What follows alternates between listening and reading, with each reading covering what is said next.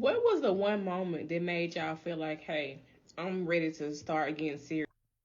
I've been asked this question so many times in the past year or two, and for a long time I thought that I didn't have an answer. I didn't have that like aha moment. But I think I actually had two, but they didn't play out like most people think they would. The first one, as many of you know, me and my husband Caleb have been together for 15 years since I was 13 and he was 14. And I've been big our entire relationship, like always. I've always been the bigger girl, and he never made me feel bad about that, ever. Never said anything about my looks, never said anything about wanting me to be smaller, nothing, ever. And we took a trip to Tennessee, maybe our junior year of high school or something like that. And it was our anniversary. And he said to me, we were talking about our future, and he said to me, like, hey, I want you here for a long time, and I'm concerned about your health.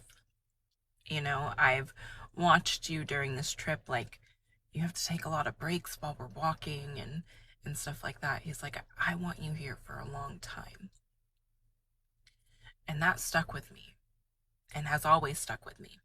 And for years after that, I would try so hard to lose weight, and then I would gain it all back. And then I would lose weight and then gain it all back, plus some. And every time I tried, he would be there by my side, cheering me on every step of the way, never forcing me to do it, but cheering me on when I decided to.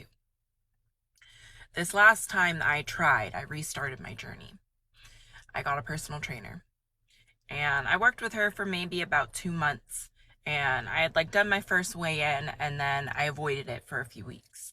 And then by the time I stepped on that scale again, I had gained, I don't even know how much weight, but I was the highest weight I had ever weighed. I was 371 pounds.